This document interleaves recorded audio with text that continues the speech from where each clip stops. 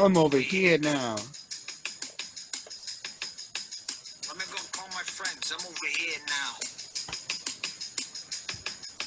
All right, listen. I throw a curveball and you just strike out. You start to cry and your mom is asking for you. Ladies and gentlemen, give it up. Put your hands together for Season 3, Episode 1 of Philly Comedy Club and Last Out Media presents the RUS GUTIN Experience here on Zoom, YouTube, Apple, Spotify, and everywhere you get your podcasts. Ladies and gentlemen, unmute your mute button if you're there. All right. Thank you so much for joining us on Season 3, Episode 1 of the RUS GUTIN Experience. We have an excellent guest, as always, tonight on Album and Podcast of the Week. You know him for the last 15 years on The Stern Show, but now he's stepped out on his own with his brand new podcast, The SHULI Show, and he has an amazing double album available called SHULOGY, which is 2 sets recorded in one night at New York Comedy Club, one sober, one wasted. Joining us tonight while he's performing live in Huntsville, Alabama from his car will be none other than SHULI EGAR, ladies and gentlemen. Give it up. One of my best pals in the whole comedy universe. And thank you so much for joining us. We have an excellent lineup of guests for Season 3, as we've had for you this whole time, and this season is no exception. Tonight we have SHULI. Next week on March 5th we have Nico White joining us again, who's made an awesome special called Dark Out that's available on YouTube that we're going to check in about. It's amazing. Then on March 12th I'm welcoming my friend who is playing young Vince McMahon on Young Rock on NBC. Mr. Adam Ray is going to join us for a pre-recorded awesome interview. You've also seen him in Ghostbusters and The Heat. It's going to be awesome. And then we have our first ever couples edition of Say Hi to Your Mom For Me, where I check in with comics who have been on lockdown with their parents during the pandemic with an awesome comedy couple, Stuart Fullerton and Drew Drevyanko. They are going to be amazing. Then on March 19th, I'm welcoming my friend, Mr. Mark Gerber, and his album, Avid Indoorsman. Then we take a little bye week, and then on April 2nd, I am welcoming my friend, the intrepid reporter, both of sports and the world, for publications like Forbes, The Athletic, and all kinds of things that you've probably heard of, and the author of the Baseball Talmud, the history of baseball players in Major League, Jewish baseball players, sorry, that's important. The Baseball Talmud, the history of Jewish baseball players in Major League Baseball. My childhood friend, Mr. Howard Megdal, will be joining us and breaking down the 2021 Philly season that is upon us. And then for our season finale, we're welcoming back our returning champion, the host of hashtag Dinner's Ready Live, awesome comic, Mr. Dan Altano, who is going to join my wife, Dara DeVito Gutin, and we are going to have a Passover special, and they are going to cook for us again, and it's going to be awesome. So please give it up for the upcoming Season 3 of the RUS GUTIN Experience, ladies and gentlemen. Then, lastly, before we move on with the show, it is time to do the Zoom rules of the road for the last time ever. We are retiring this because if you've joined us before, you know the Zoom rules of the road. So the first one is, of course, unmute yourself. We want to hear your laughs, claps, guffaws, sighs, and even groans at all of the comedy nonsense that we spout at you tonight. Also, we want to see your smiling faces, so let us see that video. But if you feel the need to talk to your significant other, your pets, or even just inanimate objects because you've been in lockdown for too long, go ahead and hit that mute button and hit that video mute button if you're going to take a long piss or a giant shit. No one needs to see that, and then come back and join us. And then lastly, remember, if you feel the need to heckle or interrupt the show here while we're on Zoom, in the old world, we used to have our large Dominican security guard physically remove you from the room. But here in the Zoom comedy verse, I will just hit a button and fire you off into inner space on one of Elon Musk's Bitcoin spaceships, and there you will go. So not every change from real world comedy to virtual world comedy is such a bad thing, is it? So give it up for the last ever fucking Zoom rules of the they are retired. I never want to say those again. If you don't know them, you should know them. All right. So, ladies and gentlemen, welcome back to season 3, episode 1 of Philly Comedy Club and Last Out Media's The RUS GUTIN Experience on YouTube, Apple, Spotify, and everywhere you get your podcast.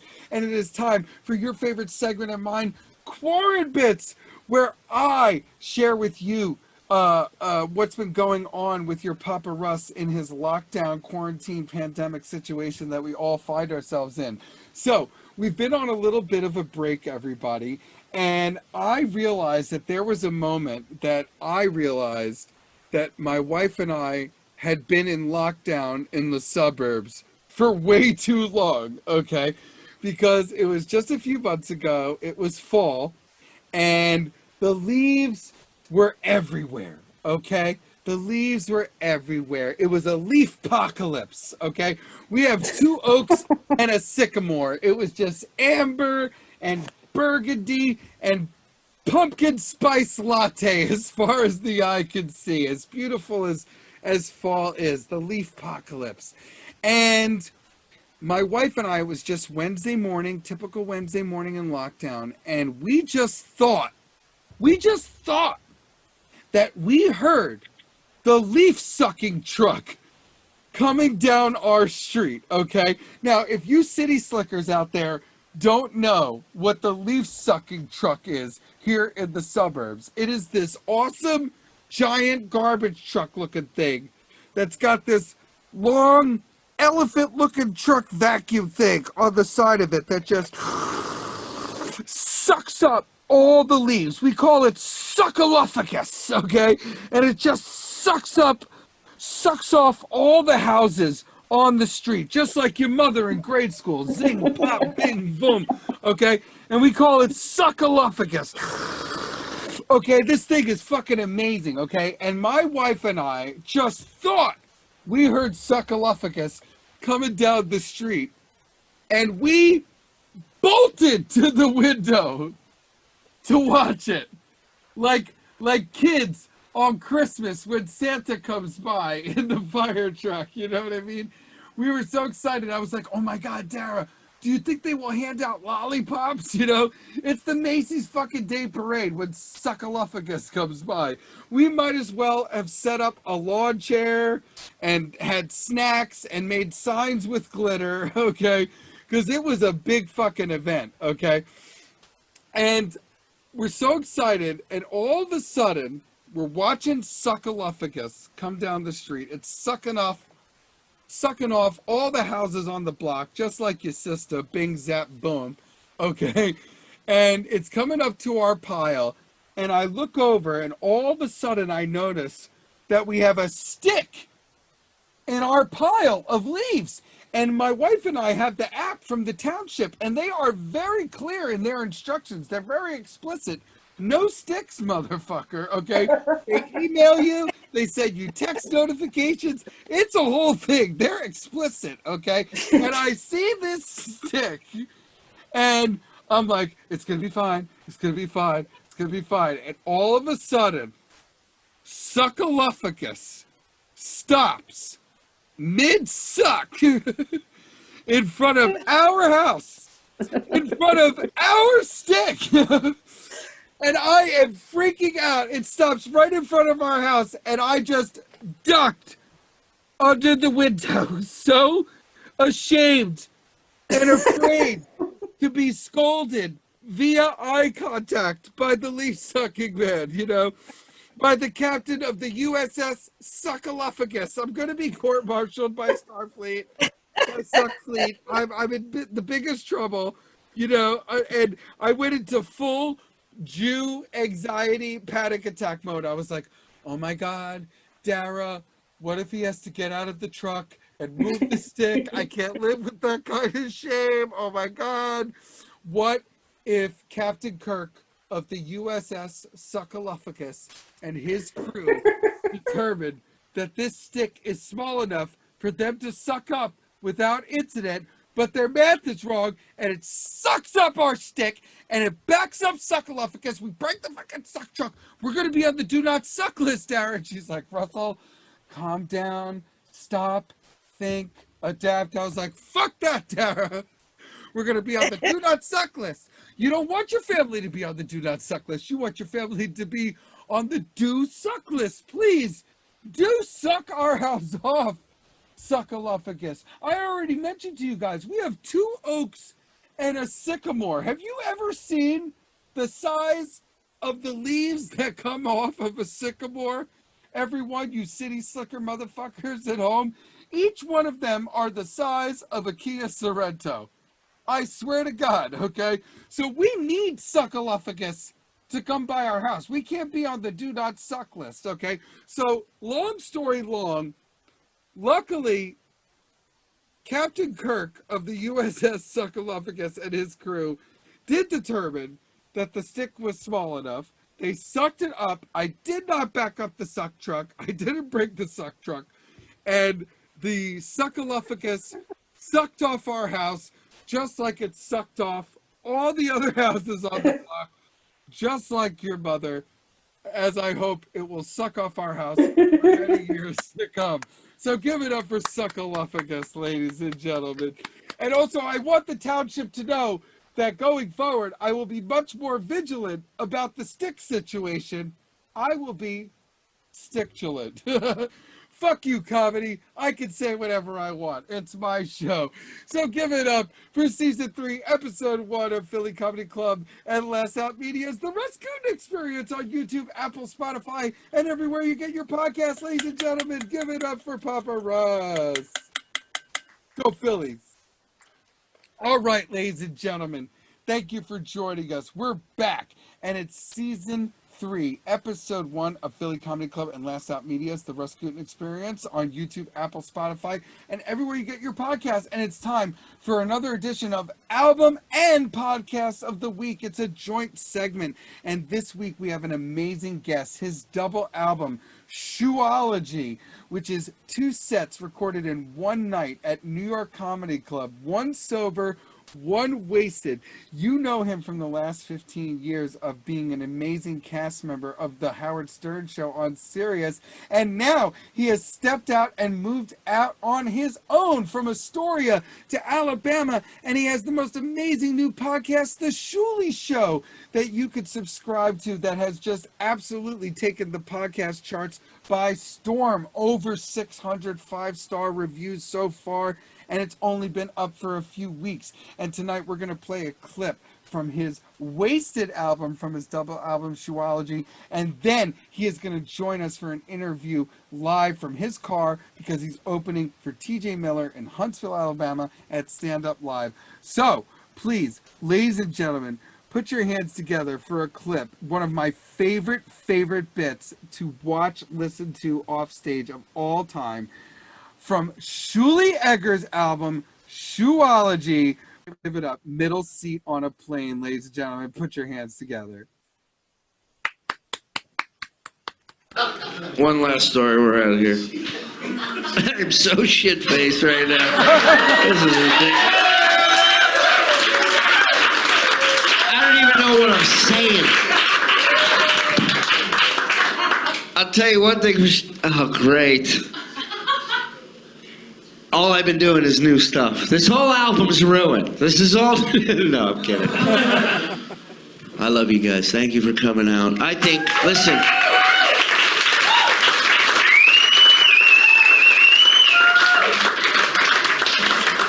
I don't care. Listen, I don't care who you pray to. I don't care who you voted for. I think we're all good people when we start in life until we are tested in life. And by tested, I know you know what I'm talking about. Yeah?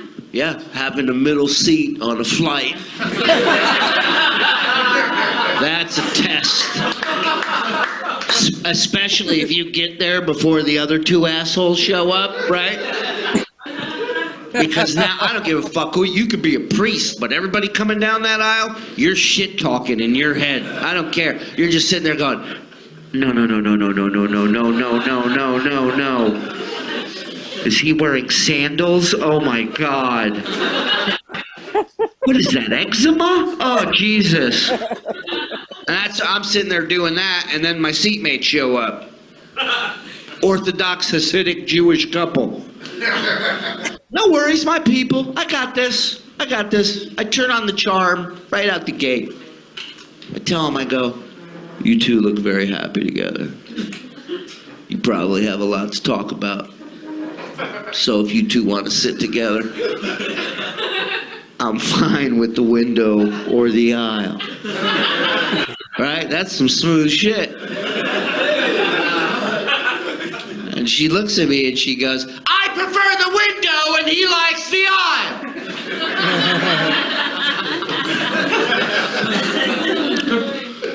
So I put the earbuds in and I go to sleep after takeoff. And I wake up after about 30 minutes and the husband is standing in the aisle. And he's staring at me. And his arms are out because he's handing me a baby. Baby that they did not have when we took off to the sky. That's the first piece of this little CSI I'm trying to solve. When, you know, when did Delta start renting comfort kits to people during flight? I take the earbuds out. He doesn't go, hey, excuse me. He doesn't say I'm sorry. He goes, hand the baby to my wife. And I go, no. This is exactly why I asked if you guys wanted to switch. So we wouldn't be involved in each other's lives like we are. And he looks at his wife and says to her in Hebrew, not knowing that I'm an OJ, original Jew, not knowing that I still speak it fluently till this day, and also not knowing that I've been waiting my whole fucking life to catch somebody talking some shit. Oh yeah.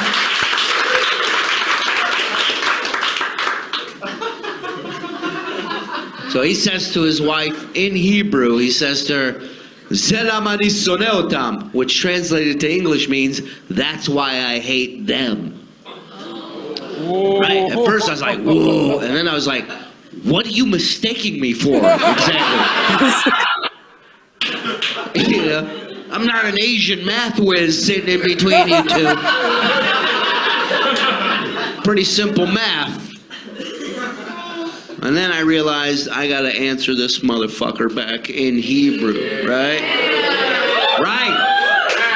Like, what better way to let you know you just fucked up? I'm so angry. I just open my mouth. I don't even think about it. I just go, which translated means, why don't you go fuck your mother in her asshole?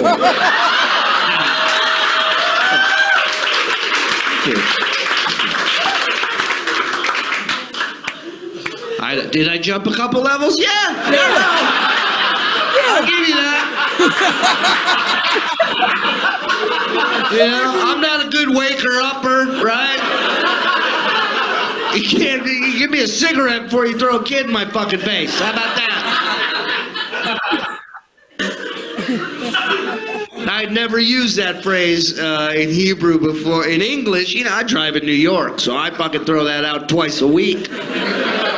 But I've never thrown that out in Hebrew before, and I learned something, man. I learned it's powerful. It is. I can tell you one fun fact that happens. Little babies go back to wherever the fuck you rented them from pretty quick. Yeah, here's another thing that happens. Nobody in your row has to piss or shit the rest of that flight. They sit there like fucking gargoyle statues on a building. I couldn't lit a cigarette. You'd have been like, use my hand as an ashtray. It's fine. I don't care. You guys have been great, man. Thank you so much for your time. Thank you for being on the album. Keep it going for Casey, Mike Cannon, Ian, everybody. Brandon Sagalow. Keep it going for everybody, man. Thank you so much. And keep it going for New York Comedy Club, guys. Thank you.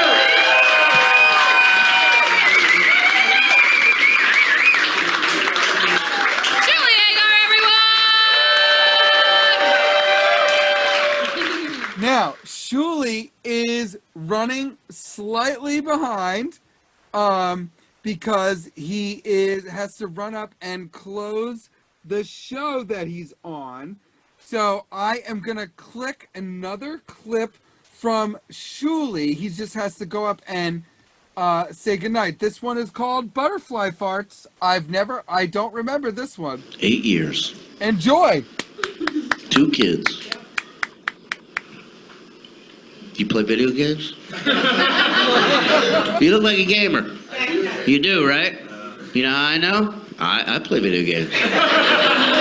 Yeah. And I look at my wife and I think to myself, she's got to be disappointed in me, right? I sit there with a headset on, I went and bought a $200 headset the other day with a fucking surround sound, Dolby, with a microphone that could pick up a butterfly farting from across the street, right? That's how fucking lame I am. Just so a 12-year-old call me a faggot, right? Yeah. That's great. Oh yeah. Glad I invested $200 in this shit. Kid's like, you suck. I know I suck. I got a thing called a job, you asshole. The fuck? I'm so lame, I get into whisper arguments with him. Yeah, because my wife's sleeping in the same room. So I'm like, oh, I fucking suck. I got news for you. You fucking suck. That's me, 45 years old doing that. I tell you, fucking, I was playing the other day and this kid fucking starts talking shit and he goes, you sound kind of old to be playing video games. And I'm like, I am old. Like, I can buy a plane ticket, motherfucker. That's how old I am. Guess how old I am? I can find your IP address, old. That's how old I am. Fuck, and guess what? I'm so old, I'll knock your fucking teeth down your throat. And then from upstairs, my wife's like, could you stop for 5 minutes and take out the fucking trash? And that wouldn't have been a problem unless I didn't invest in a $200 headset that had a microphone that could pick up a butterfly farting across the street. Of course, this kid heard it, right? And the next thing he goes, who's that, your mom?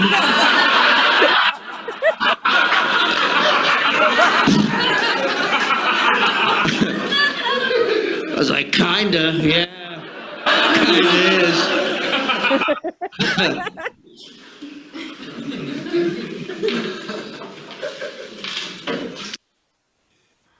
So, TJ Miller is still on stage, so we are going to bring up another clip. This is the narrator is talking to us from Shulogy. Russ. Wait, no. Oh, is that you, Shuli?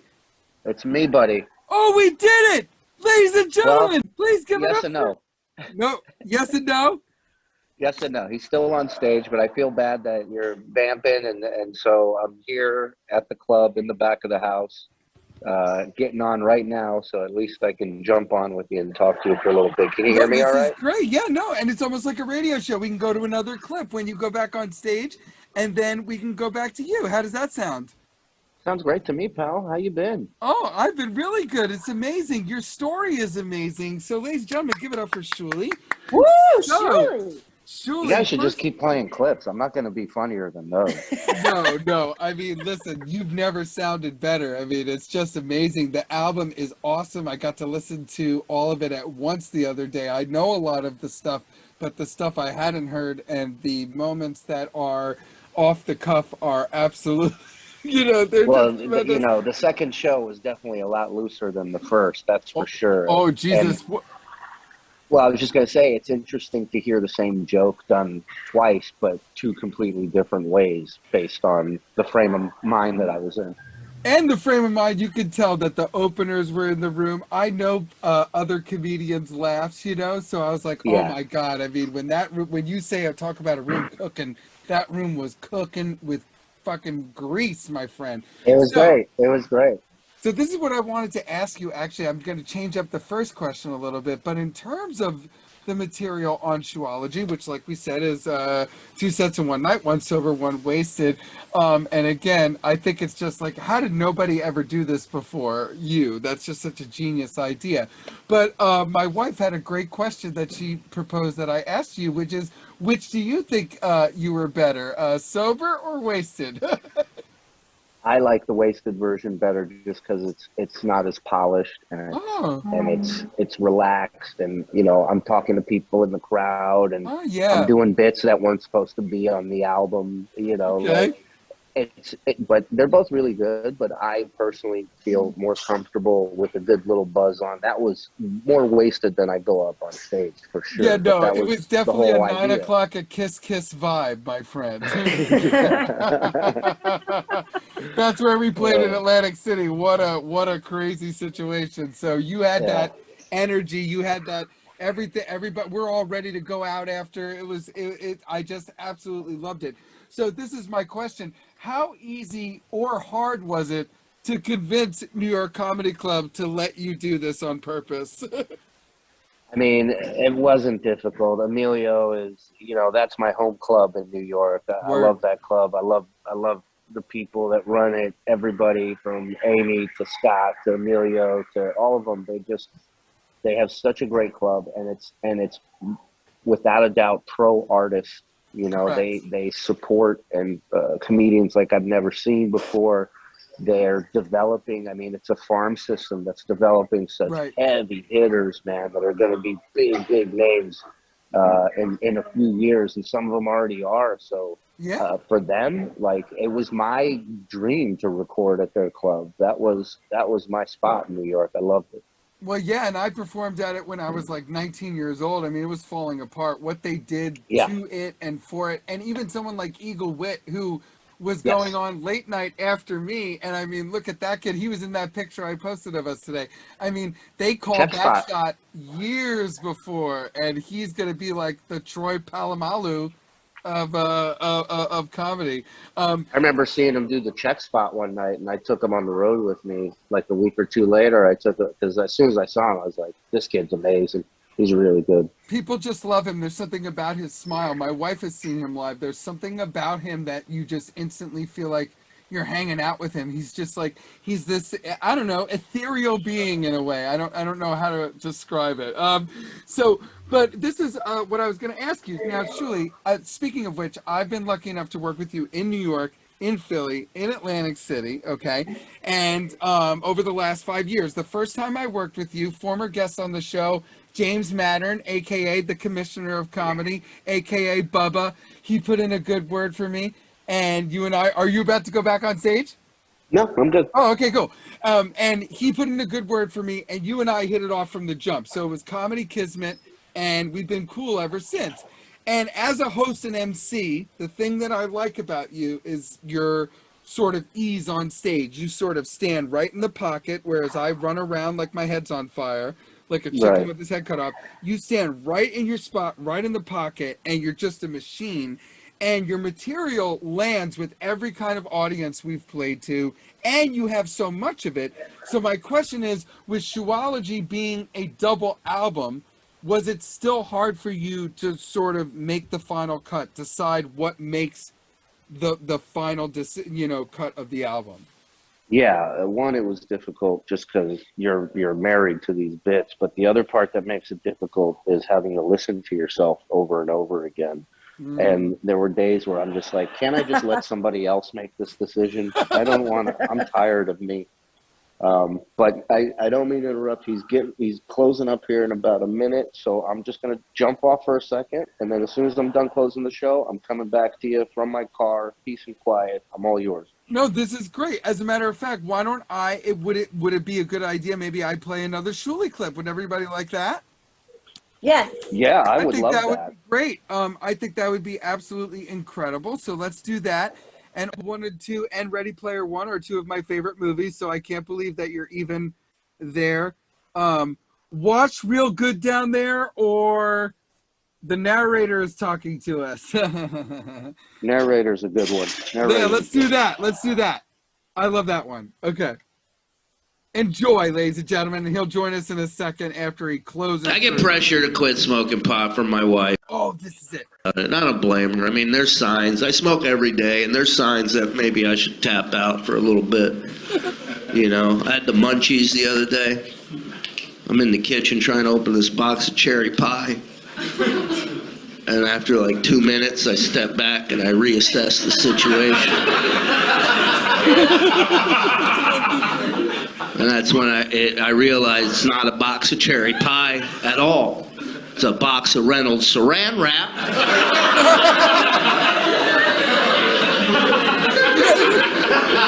That has a picture of a cherry pie on the box.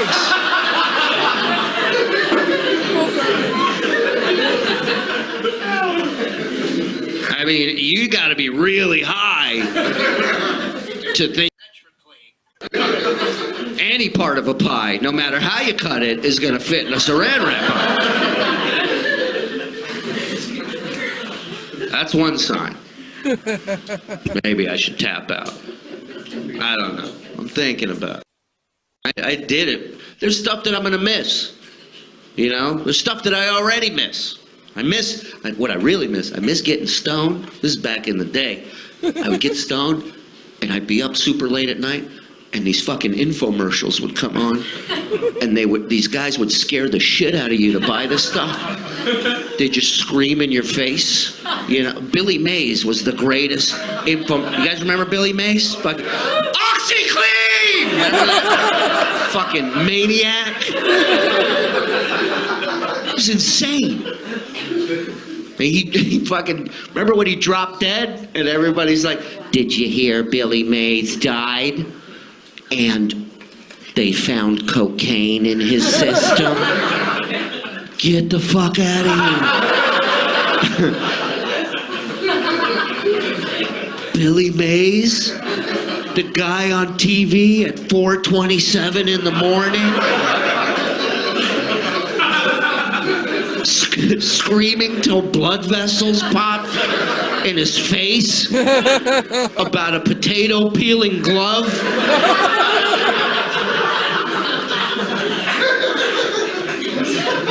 You're telling me that guy had cocaine in his system?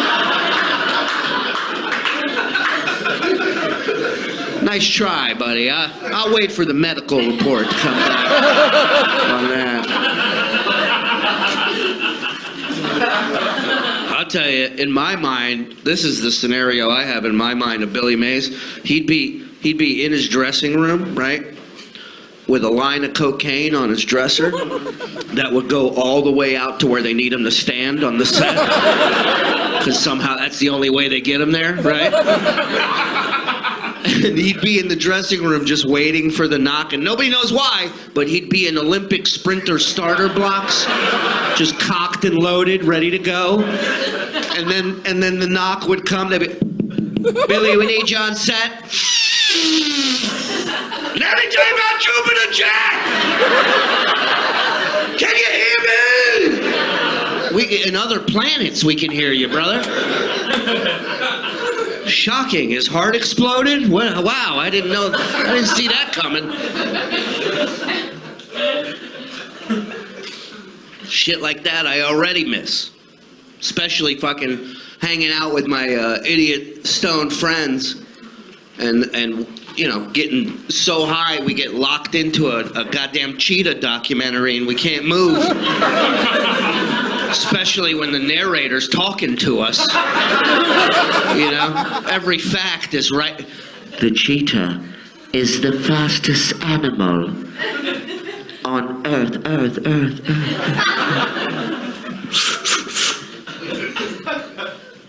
How fast do you think it goes, man? The cheetah can reach speeds of 85 miles per hour.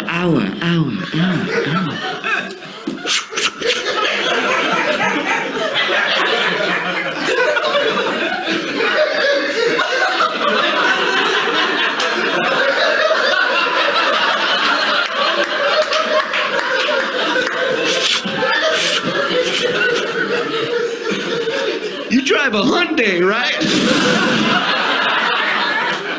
Hyundai can reach speeds of 65 miles per hour. It's a piece of shit.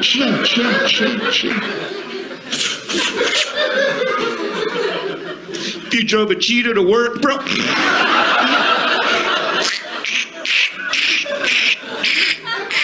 You'd never be late, brother. I know that.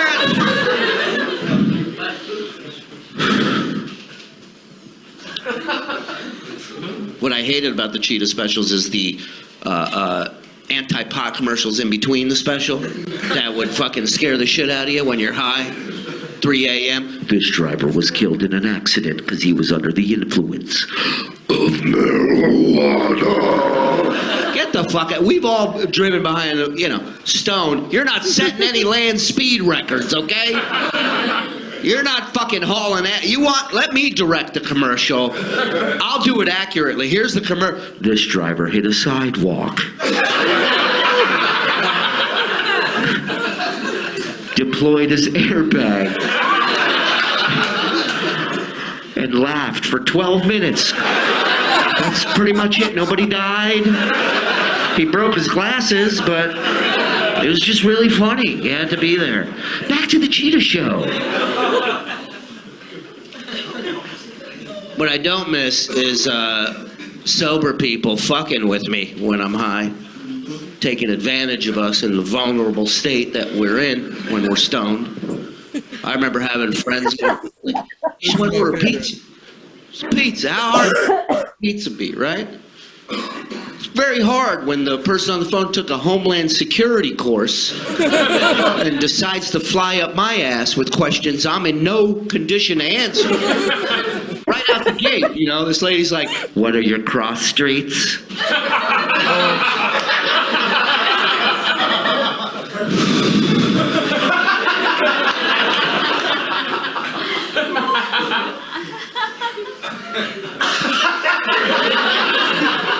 We're on 24th Street and 2nd Avenue. Are you on the west side of 24th?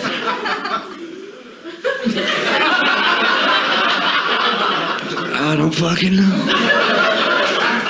Look out the window. Are we on the west side or something? Is there a sign? I'll tell him. We have a red flag on our mailbox. Do you know where that is? Sir, do you live on the west side or the south side of 24th Street? I don't even think you can do that.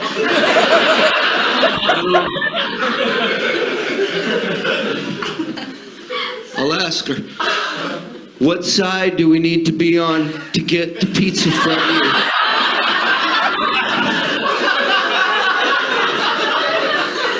We're so hungry, please.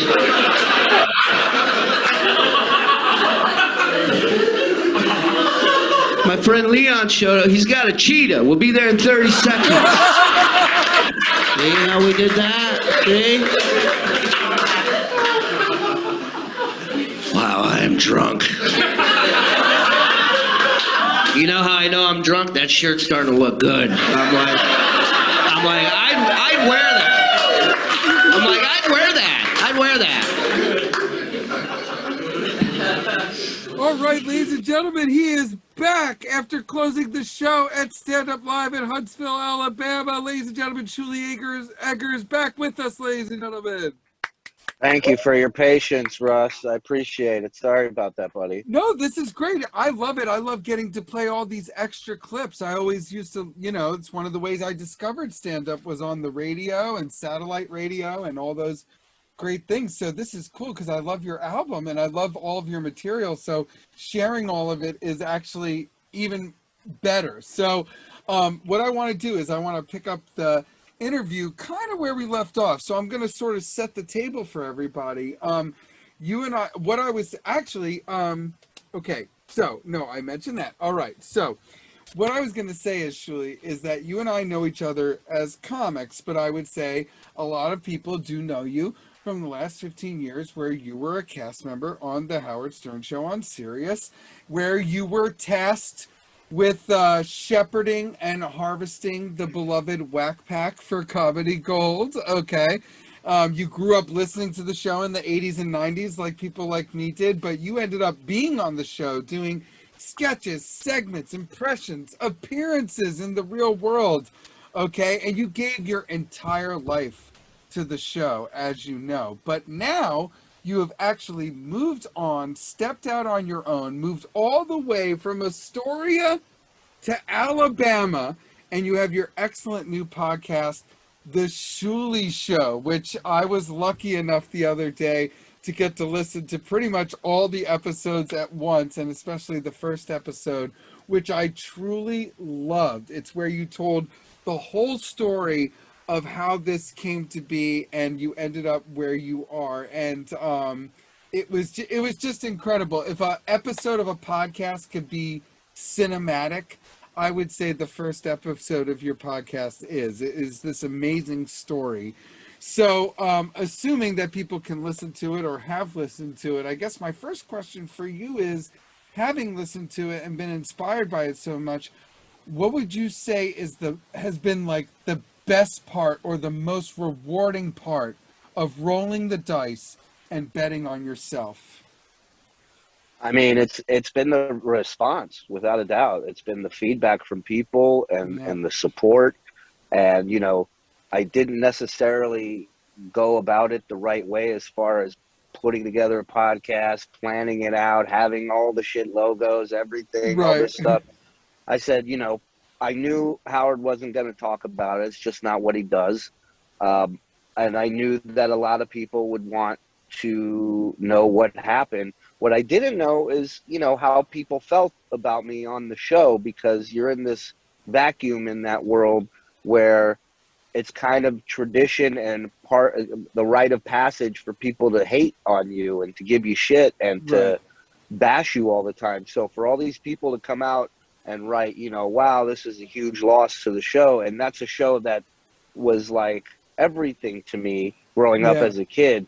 So for someone to even put me in the same sentence as that show, much less to say it's a loss to that show, was mind-blowing to me. And everybody that came out and supported me on Patreon, you know, it was the first thing I put together before I had one episode out. My mortgage was covered for the month. You know, that's how much people came out to support without even hearing about your anything. Junk, you know? Yeah, I mean, you know, so that for me was an eye opener, and I'm like, okay, we gotta hit this full steam ahead. And the coolest thing is just there's nothing that, if I want to do it, I can do it now. And there's nothing I don't have to answer anybody. I don't have to get permission for this. It's my shit now, and I love it. I couldn't be happier. Oh, that is absolutely the coolest answer, because the story about your journey, I was going to say, while I was listening to it, I was starting to take notes so I can get good questions. But then I ended up just taking, like, literally, it says 97 different points of reference. I mean, it was like a TED Talk for comedian, you know, dumbasses like me. I couldn't believe how you just said, you know what, Shuli is the man, and Shuli's gonna do what Shuli's got to do. And even it's the same way I started with stand-up, right? Like for me, I've loved it my whole life, but I think I was 19 or 20 the first time I ever went up, and the only reason I went up is because I said I would rather fail horribly at this and never do it again for a second than to be 60 or 70 and think, what the hell could have happened if I would have tried it? It's scary. I normally was not the type of guy at that age that would face my fears, but something about comedy, I had to try it, and it did go horribly wrong the first time. Yeah, and but many you're times in Vegas, after that. right? Yeah, and also I love that part of the episode. I started young, just like you, and but when you said that when you first got called to go for 2 weeks, it was just supposed to be for 2 weeks as kind of an audition to go there for the Stern Show, and then you had to go into this studio with really just 4 people, and other people would be intimidated, and you had found out were intimidated by that, but not you, because you said this great line that I wrote down where you said, I had come up playing to fours of people, and you and I were And not talking only about that, that. but they were 4 people that didn't pay to come see comedy. There were 4 Oh, people that ordered a steak and shrimp at the coffee shop, and you're they right. got a free ticket to the show. Right. And you walk out, and all you see when you walk out is just arms folded, you know, pissed off. You Oh shall yeah. not pass. You won't get a laugh out of me. And you know, and that was every night. How to crack that code, how to get them to loosen up, to put their arms down, to loosen their butt cheeks, whatever the Right. hell was wrong with them, you know? Yeah, you said if you can, and I believe this too, because one of my favorite sets I ever did in LA was at the Improv Lab for like 9 people. And you said if you can get 4 people to laugh in unison in a room of 4 people, then you know that's a sign of a great comic. That's a sign of great material. That's a sign of being funny. So you were sort of trained for that moment. You had all those awful day jobs in Vegas, and you found yourself in this situation. You made the most of it. You found yourself 15 years, later, but you've become, like you said, sort of part of this pantheon and legacy of the show, and the support of it. I've seen it. You have, what is it, over 600 5-star reviews already, and you've only done like 4 episodes. So it's absolutely incredible. And you just had Yeah, Doug Stanhope we're on, right? yeah, we're up to 5 episodes. The Right, latest one is an interview with Stanhope for about an hour, who was the guy who kind of made it out of Vegas when I started right. doing comedy. He was the guy Wow. we were all talking about, you know, hey, Stanhope did it, we can do it. Right. Yeah. No. And he And was I a big mean, inspiration and for he's us, you but know. a sort of like an anomaly in space, a Shit. supernova. Like Yeah. there's never been anything, but no one could pull off a checkered suit. Even when checkered suits were in style, no one pulled it off the way that he quite does. So this is what I wanted to say also about the episode. This is what really stuck with me. And again, like I said, like a lecture, I have all these notes. So one day maybe I can catch up with you about it again, because there's so much I wanted to. But the thing that I really loved about it the most was, in your journey, the thing that really drove your decision was family.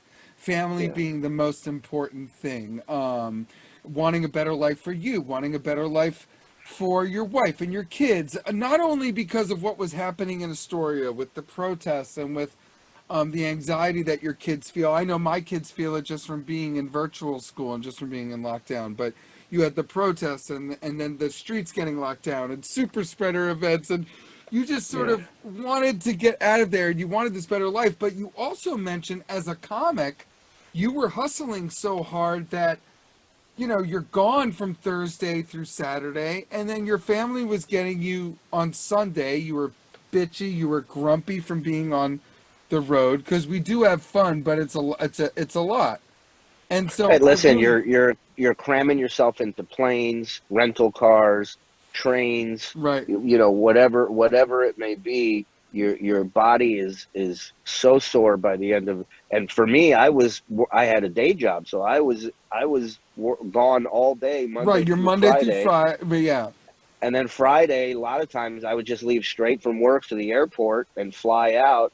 And, you know, when you're married with kids and you can't be there to tag your partner out when they need to tag out, you're correct. coming home to a shitstorm, man, whether you like it or not. It Oh doesn't yeah, matter there's my what. wife. Oh my God, yeah, no, It doesn't believe matter me. what you come back home with gift wise. Oh, I found the softest socks in the gift shop, and they don't give a fuck. Get the I've fuck tried out of that here. one. Yeah, we've all tried it, you know. That's what we do. We're comics. We come home with gifts to say, you know, I'm sorry I haven't been here. I'm sorry. Not to mention, it's not like we're welders leaving for the weekend. Right, we're not You making the know, world a better place. right? Not only that, but it's like it's not the hard. I can see from my wife's point of view. Oh, he just sits around at a club and drinks and smokes, and then makes people laugh and people kiss his ass afterwards. And I'm here stuck like Chuck with 2 kids who aren't listening because they miss their dad, you know, and so Wow. the pandemic locking everything down, Yeah. shut down going into the city, it shut down flying anywhere, and all of a sudden here I am reconnecting with these strangers, you know. now that part where you reconnected with your family, and it really, you know, I'm a sensitive, you know, I'm musical theater jazz hand sensitive. So, yeah, that part really resonated with me. I just loved that you made that decision. And I love that now that you've moved to this area in Alabama where you've moved to, you're in the suburbs like me now, like I was talking about at the beginning of the show. So, Shuli, I guess what I wanted to ask you, it's more of a funny question, is when you tell people who don't know that you've moved to Alabama, do they realize that you live in a beautiful house, or did they assume that you and your family live in a shack behind the Piggly Wiggly? You know, it's funny because it was a real eye opener for me regarding work and like people's perception of where I moved to. Like they didn't ask, they just assumed that. And here's one of the beautiful things about Huntsville, Alabama. Anybody who lives in Alabama, especially in Huntsville, will tell you, they'll tell you there's Alabama and then there's Huntsville. Oh, okay. And so Huntsville is kind of like a Nashville / Austin, right? There's a lot of happening shit. It's getting bigger by the day. 5 years ago, my buddy who lives out here was trying to get me to buy property, you know, and it's been booming ever since. So for me, it was an eye opener. But the locals here, they love that. They tell me all the time. They go, tell them we're all toothless. We're all fucking each other. That's fine. Keep them over there. Keep them there. We don't need them. We don't want them.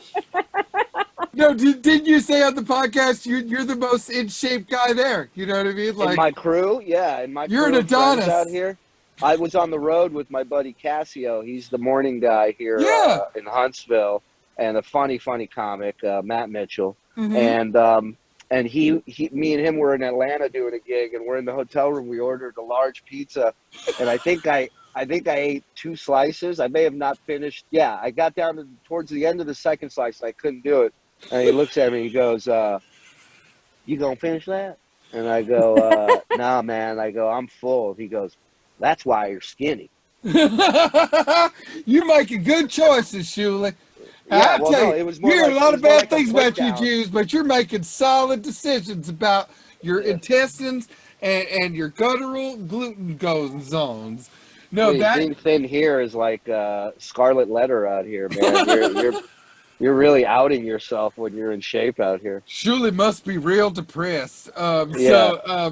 No, but that's actually really cool. I can't wait to see it one day. That actually really makes me happy, and I love that. That's a really well, in Philly, what we say in Philly is that in Pennsylvania, there is Philadelphia, there's Pittsburgh, and then there's Pennsylvania. It's just trees and NRA members and Proud Boys. Russell, tuck in your necklaces. You know, I used to wear these out, you know, and it's like, whoop, you know, because, you know, your boy was bringing a quap up there, you know. I just yelled at a guy because I asked if there were any Jews, and he clapped, and I go, "What the fuck is wrong with you? Are you an idiot?" I'm like, why don't you draw a map to your fucking house, you moron? Google map it, you motherfucker. What, you got a smartphone or an undereducated? Okay, so this is what I was going to ask you. So, can I just share my favorite? Can I just share my favorite Philly story real quick? Oh no, you can share anything you want, Shuli. I'm just so excited that you joined us. So we're doing like a big group show. It's a bunch of us: Artie, Levy, DePaulo, a bunch of us, and we're at the Electric Factory, right? Which is the home of death metal, not so much comedy. Yes, and, also, side note, Shuli, that is right in the same parking lot as what was my uncle's nightclub, where I worked most of my young years. In Shampoo was the nightclub in the same parking lot as the Electric Factory, so I had access to all of that. I saw every concert you can imagine there. Oh my God, go on, please, yes.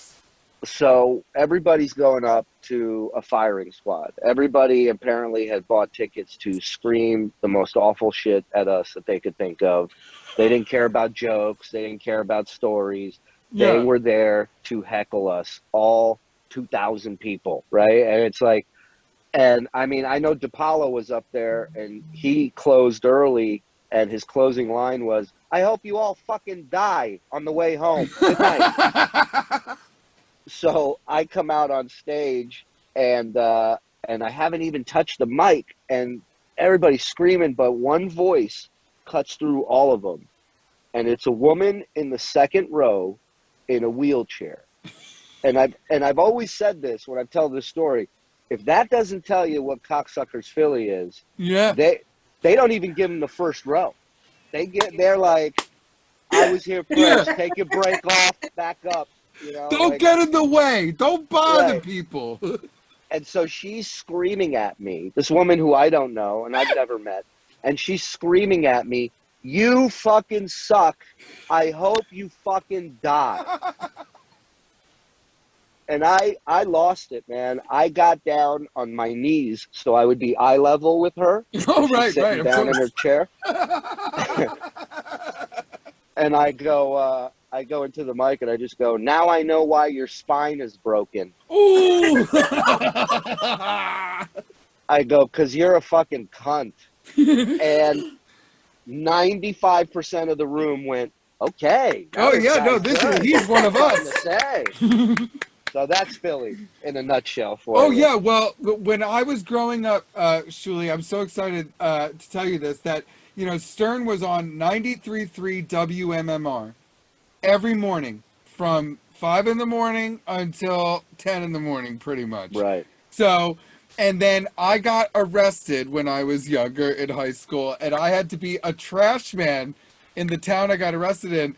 So I already loved Stern, okay, but I had to do this community service, and they had never seen a Jew in their life, these trash men who had to take me around. Well, they've seen Jews. They've just never seen them picking up trash. Yeah, no, and they kept asking me where my tail was, and I told them Yeah. my horns were detachable. And the thing that really brought us together was listening to Stern. Yeah. And me hanging off that truck and doing all the stuff. And you said, when you were in the episode of your podcast, you said, look, when I'm doing this shit, I'm thinking, what do I want to hear in my dump truck on a construction site? And I mean, it blew my personal, you know, my personal backstory. It just blew my mind because it was the one thing that got us all on the same page was Stern. I agree. And I had all those odd construction jobs, you know, plumbing, electrical, drywall. And the only reason I stayed at those jobs as long as I did was because I could listen to the show while I was there. So for me, Right. when I joined the Howard 100 news team, I'm not a reporter. I'm not going to break any news. I'm not going to have sources. But what I can do is make something funny for the plumber driving home, and give him something funny to listen to, because that's what I would want. Yeah, no, it was incredible, and it was, again, that was a moment where I literally had to pause the episode. I just absolutely loved it. So if you haven't heard it, you have to hear it. So speaking of episodes, I love all the episodes so far, but the one that I would say besides the pilot is my favorite is the one where you had your awesome parents as the guest stars, and you told them for the first time that you had moved on from the Search Show to the Shuli Show, and to get their reaction. So I've heard the episode. Of course, they have the accent and the and Yeah. so my question for you is, first of all, if you haven't heard it, you got to hear it. But what surprised you the most about their reaction? Well, it was episode 2, and they Right. knew that I was starting a podcast, but they didn't know that I quit the show to do that. And so that was the big hook for episode 2, was I was now going to tell them on Zoom that I was leaving the show, Right. that I'd left the show, not leaving, but left. And they Past took it tense. surprisingly well. They really surprised me, because Yeah. they are, you know, I grew up in a sea of negativity with those two. They are a tag team of bad news. They can't wait to deliver that shit. They can't wait. So, you know, I'll tell you, like, we were visiting them a couple years back when I was doing shows out there, and it's morning where I'm up, my girls are up, my wife's up, and my dad's up, and we're all at the table, and my dad's taking a sip of his coffee, and the first words out of his mouth is he goes, Did you see a woman was raped in Disney World? And I'm like, no good morning. That's what we're Yeah. opening with? Rape? And now I got to explain, you know, I got to make up a ride called Rape that my daughter's not going to want to go on. Yeah. Is there any Danish? You know, like. Yeah. Thanks a lot, dude. No, and I loved, first of all, the fact that they you know, of course I have parents over, you know, overbearing, big personality parents, but when your father was like, Shuli, if you're happy, we're happy.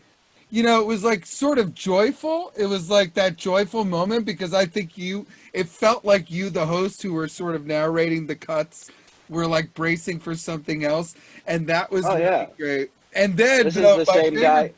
Go ahead. Yeah, go ahead. No, go ahead. What were you saying? No, I love also though that he goes, but I have been speaking to your wife. I told her not to encourage this. Yeah. Yeah, like they're happy for me for about, you know, it's about the same span of time a goldfish memory lasts. And then it's back to, you know, Yeah. have you looked in the want ads? Have you looked you know. This I remember quitting when I quit well, not I didn't quit. I got fired. I failed the drug test when I was a blackjack dealer. So I got fired, which Oh. I'll tell you this story real quick. In Vegas, they come to me and my buddy, who was actually my weed dealer out there. Shout out, Matty. What's up, buddy? Maddie. Anyways, they tell us one night we worked 3 a.m. to 11 a.m. and they said, Whoa. as we're leaving, tomorrow you guys have to take a drug test. And in Vegas, and they could ask you to do random tests for whatever reason, but in Vegas, the casinos, they don't do piss tests for the most part. They do hair tests. Hair test, And right. hair test is like a Twitter timeline. That motherfucker goes back. That goes back. Yeah, it knows if you had an antibiotic in 1987, motherfuckers. Yeah, dude. So my buddy Matt goes, listen, and this is back when I had hair, right? And my buddy Matt goes, he goes, listen, my friend is a stylist. She did this for a buddy of mine. She stripped and bleached and dyed his hair, and it killed all the chemicals in his hair. And it's $100, and he passed the test. And I'm like, we're fucking doing it. We left. Fuck yeah. We went to her salon. She did it for both of us. I go home. I go to sleep. I wake up at 2 to get ready to go to work, and I walk by the mirror and I look, and I have eggplant colored hair, like a Golden Girl, like Estelle Getty. And there's nothing I can do about it, And I go to work, and then I get off work, and we go to the clinic to go get tested. And I'm sitting across from this woman whose job it is to sift through the bullshit Right. that everybody gives her. And I'm just sitting here talking, blah, blah, blah, blah, blah. And the whole time I'm talking, she cannot take her eyes off my hair. She's just staring at my light pink, purple colored hair. And then finally, there's a minute where I stop talking. She goes, you ready? And I go, yeah. And I lean forward, and she takes the hair from my arm. She didn't even touch my head. Oh my God, you were the 5th asshole that day. So not only did I fail the test, but I look like an asshole with bad hair. Right, and then you were a wheelchair pusher right after that, after a blackjack dealer, correct? Yeah, that was after the blackjack dealing thing. Yeah. I was a wheelchair pusher, which you think is helping handicapped people, but it's really just pushing fat people who are too lazy to walk to their grave. But not from Huntsville, Alabama. They're not as fat as you think. We've learned a lot. So I have 2 more quick questions for you, Shuli. Is that cool? Yeah, because I got to run back in. No problem. Okay, so the first of my 2 questions is, the other person that you worked with during your time at Sirius Radio was the legendary comic and actor Jay Thomas. And yes. You appeared on his radio show, you did gigs with him, and my actual favorite show and sitcom in real life is Cheers. I actually still watch it all the time. I'm going to watch it after this show tonight. So my question for you is, did he by any chance ever give you any good stories about that? Because you've told a lot of good stories about Jay to me and on the podcast already. I mean, he got fired from Cheers. He got killed off from Cheers by going on the radio and talking about how ugly Rhea Perlman was. I didn't Yeah. know that. Oh my Oh god. yeah. Oh, he was like, I don't know how anybody could kiss her. He's like, I gotta kiss her, and he's telling the story of how horrible it was to kiss her, and yeah. And next thing you know, he gets run over by a Zamboni on the Yeah. show. And he's gone. Oh, I thought they just did that because it was funny. You know, I've not learned a lot about behind the scenes of Cheers because I don't want it to fuck it up for me. Yeah, no, I understand, but yeah, and you're right. It was funny, both on screen and off screen, when you hear the Yeah. story. I always just thought a bunch of Jews came up with that in a room over deli. You know what I mean? Like, so. Oh Well, my they God. did when they said Rhea After Perlman he did threatening to that. quit. Yeah. But I remember watching him on HBO, so your stories about him were great, especially in the pilot episode about what you learned from him, about not Yeah. giving a fuck. And also, when he yelled at you about being from CERN, he said, look, I don't want you coming in here doing jokes where the punchline is cunt. I want my listeners to think of the word cunt. Without you having to say it. Yeah. And Yeah, that was some really deep shit. That was really neat, though, and working clean is its own discipline. Okay, last question. I already prepped you for this before the show. On your Twitch channel, which I believe is Shalom Shuli TV on Twitch, correct? Correct. You play Call of Duty and other games with a bunch of other comedians, like our former guest Mike Feeney and Brendan Sagalow, Ian Finance, amongst others. So I will ask you the same question that I asked Mike Feeney about your comedian crew. Who is the biggest baby? Name names. Well, last night I was playing with Bad Mood Ian, so he was definitely a big baby. Oh! But I will say, to me, one of the qualities of being a baby is not taking responsibility for when you screw something up in the game. Okay. So that, to me, would make Mike Feeney the biggest baby in the crew. Oh! Yeah. Shots fired! Hey, he has yet to make a mistake in that fucking game, and it drives me nuts because he's made them, and he doesn't want to admit them, and I got a problem with it, and we're going to fucking dance, Feeney. We're going to dance. You want this action, Feeney? This is great. This is the kind of shit. This is exactly what I was looking for, Shuli. And you I'm a real Jew. I will pay someone to fight you. Don't cage think I match, ladders, fucking top rope, motherfuckers. Mean Gene. So, Shuli, thank you so much for joining us while you're in the middle of your gig. Your double album, Shuology, is amazing, and your podcast, The Shuli Show, is available. Ladies and gentlemen, give it up for Shuli before he goes back on stage. I love you, buddy. Thanks, Russ. Love to the family. Thanks for letting me on, man. I love you. Tell TJ Miller I love Deadpool 1 and 2 and Ready Player One. You got it. And Silicon Valley. All right. That was awesome. That was awesome. Guys, I really think that was great. You know, I used to make radio show cassettes for my friends who were at summer camp longer than me after I left camp. So this is kind of like doing that, but with my comedian friends. So give it up one more time for Shuli Eggar, ladies and gentlemen. Subscribe to his podcast, The Shuli Show, and definitely listen to his album, Shulogy, wherever you get your comedy albums. Thank you for joining us on Season 3, Episode 1 of Philly Comedy Club and Last Out Media's The RUS GUTIN Experience on YouTube, Apple, Spotify, and everywhere you get your podcast. Give it up, ladies and gentlemen. All right, so that's it. I think this was great. I can't thank you enough for joining us tonight. This had action, adventure, guest stars who weren't even in it. I love that.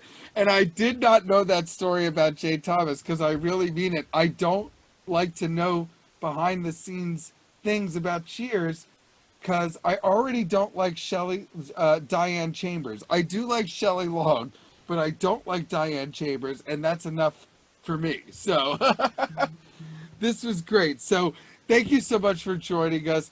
We love you guys. Please like and subscribe to the RUS GUTIN Experience on Apple, Spotify, YouTube, and everywhere you get your podcast. Thank you for joining us. Good night. Mets games. It was the I'm over here now was the song. I'm over here now. Good night. Successful. I got a lot. I got a bunch of chicken breasts, dude. You want me to cook them, fry them, glaze them, or put it on your plate? You'll fucking feel amazing. Who knows? Someday